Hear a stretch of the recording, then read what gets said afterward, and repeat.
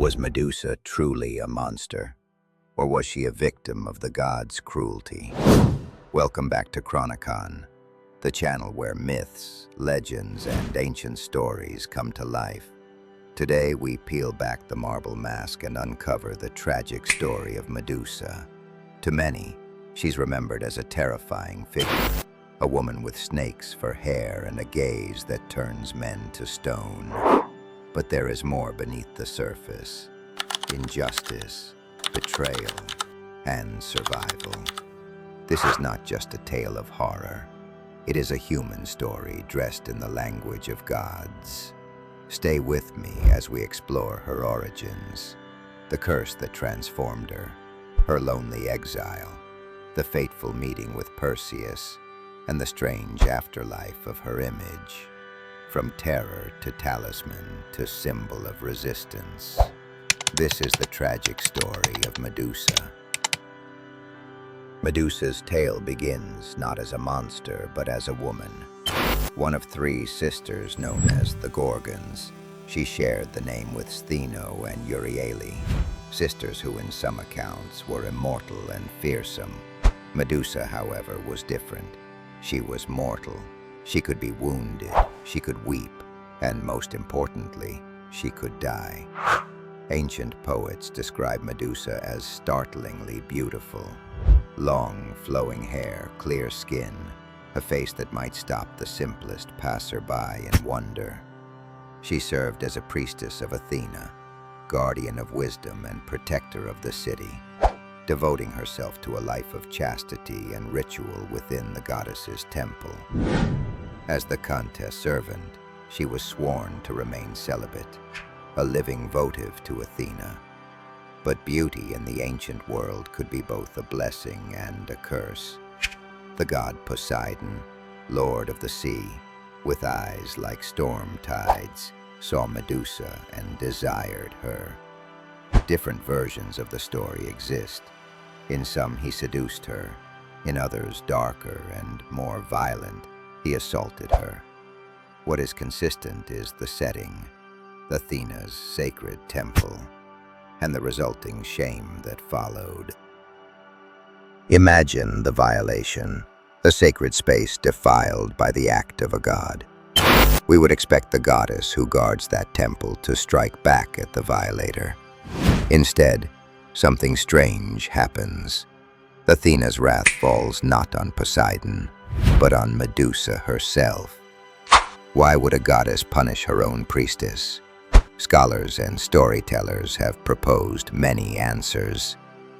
Some say Athena punished Medusa for breaking her vow. Others suggest jealousy, a divine envy at mortal beauty. A different reading sees Athena's action as an attempt at protection, however brutal and misguided. By making Medusa terrifying, no god or mortal could touch her again. Whatever the motive, the result was the same. Medusa's beauty was transformed into a weapon. Her hair twisted into writhing snakes, and her face became so fearsome that a single glance could petrify any living being. From beloved priestess to pariah, this is where Medusa's life is cleaved into before and after. According to the Roman poet Ovid, Poseidon's violation of Medusa took place inside Athena's temple. Ovid's telling is one of the most influential. It paints Medusa not as an aggressor but as a victim. Yet it is Athena who issues the punishment. The curse was cruel and absolute. Where there had been hair, there were now venomous snakes. Where there had been a welcoming face, there was a visage that turned men to stone. The gift of holiness was recast as a kind of living death. Exile, fear, and the loss of everything ordinary people take for granted. Consider the layers of injustice. Medusa is harmed by a god, punished by a goddess, and abandoned by the society that once honored her. In this telling, the gods, not humans, define the outcome of mortal suffering. There is another way to read this narrative. Some scholars argue that Athena's curse is not simply vindictive. It might be an act of empowerment. By making Medusa dangerous to behold, Athena could have been sheltering her from further violation. The logic is twisted, but in a world ruled by capricious gods, survival sometimes wore the guise of monstrosity. Whatever the cause, Medusa's life was irrevocably changed. She was cast out of polis and temple, driven to the periphery, to islands, caves, or marshes depending on the source, places where gods seldom tread and mortals fear to go. Exile became Medusa's world. She lived far from the square and the hearth, in a remote landscape where the sea crashes into stone, or where winds scour barren lands. Stories grew around her. Men who sought glory came seeking the head of the Gorgon, heroes who dreamed of trophies and the praise that comes with a fearsome prize. But the truth, the quieter truth, is often quieter still. Medusa did not roam the countryside hunting people. She did not lead raids. She did not build a nest of skulls. Most of the time, she lived in solitude. She tended to herself, existed within the prison of a body she had not chosen. Those who came sought fame, and many were turned to stone. Their petrified forms stood like a grim gallery surrounding her lair. These statues served as warnings, trophies for a world that really coveted courage and conquest. The moral of this macabre gallery, however, is bleak. It was others who came to her, not she who hunted them. Imagine the isolation of bearing a power you never wanted. Imagine the sorrow of being feared rather than helped. That is Medusa's tragedy in a single image. A human soul trapped inside a monstrous shell. It is also important to remember that myth changes with each retelling. In some versions, Medusa becomes a more sympathetic figure, a woman who was wronged and punished for a crime committed against her. In others, her monstrosity is emphasized to explain why heroes must pass tests of valor.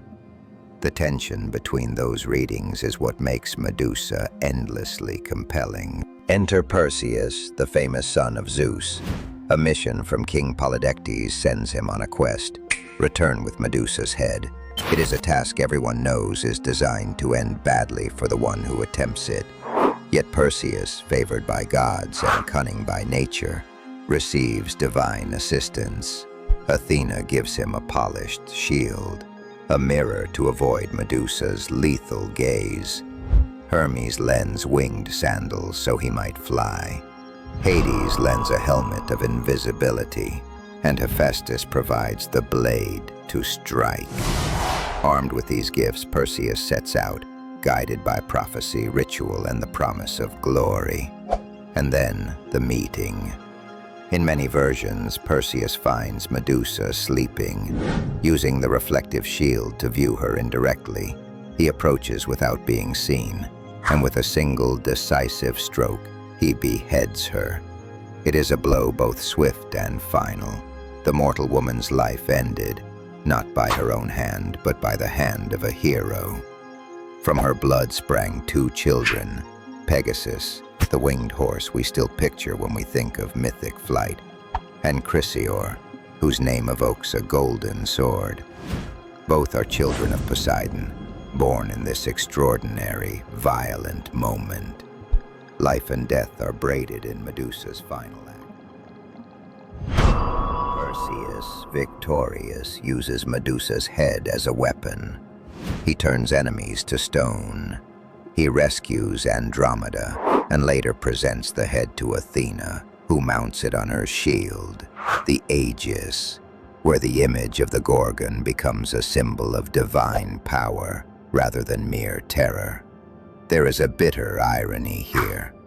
The woman Athena punished is now the adornment of Athena's armor. Medusa's legacy is complicated. In the ancient world, her image served many purposes. At times, she was a warning, a reminder of chaos and the dangers of the unknown. At others, she was apotropaic, a protective emblem carved on doors, shields, and coins to ward off evil. The same face that petrified could also repel harm. Over centuries, Medusa's story continued to evolve. By the time of the Romans, her head was used as a protective device, the Gorgon's face carved into household objects, a symbol of power that kept danger at bay. In art, she is depicted through many lenses: monstrous, pitiable, fierce, beautiful. Each age reinterprets her to serve its own anxieties and ideals. In modern times, Medusa has been reclaimed by many as a symbol of injustice and resilience. Feminist readings see in her a figure punished for being violated, a woman punished twice, first by a god and then by the institutions of power.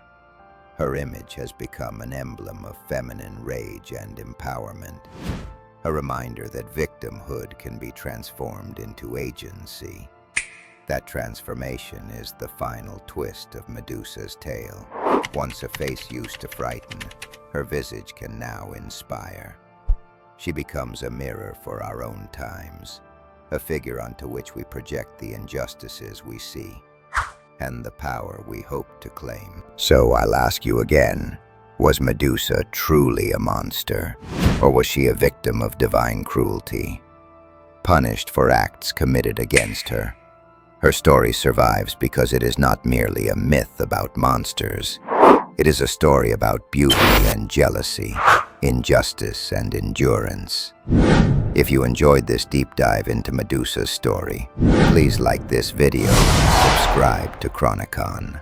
Ring the bell so you won't miss our next myth explained. If you haven't already, check out our videos on Norse mythology in 10 minutes and the 12 Olympians explained. We link them in the pinned comment below. This is CHRONICON, where myths live on. Until next time.